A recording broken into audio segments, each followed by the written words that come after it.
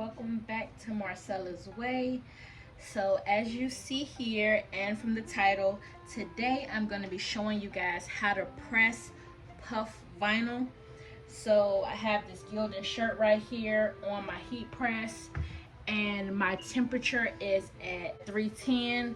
So basically I have already cut my design out of the puff vinyl. So I'm using Silhouette Cameo 3 as of right now. So in Silhouette Studio it's heat transfer smooth, and I bumped the force up to 17 just to be sure that it cut all the way through. And so now what I'm going to do is I'm just going to make sure that my shirt is lined up properly, and once I do that, I'm gonna go ahead and lay down my design and then press it for 8 seconds. Okay, all right, so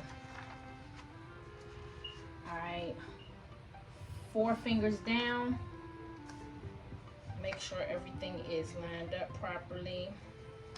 You want to make sure that it's on a light pressure, very light pressure, because it's puff vinyl. So as you press it, it's going to puff up. So you want to give it enough space to puff. And that's what I'm going to do. All right.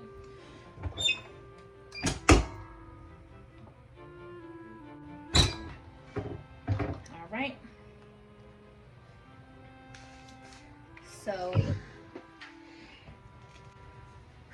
So basically this is what it is. If the design is kind of real big, then it has like little marks on it.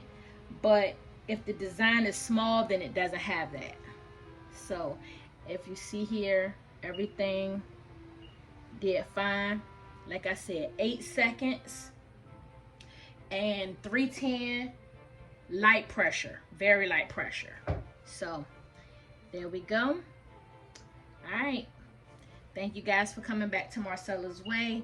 You guys make sure you check me out on Instagram, TikTok, Marcella's Way, and make sure that you guys are subscribed to this channel, like this video, and share it with a friend. We're out. Thank you guys.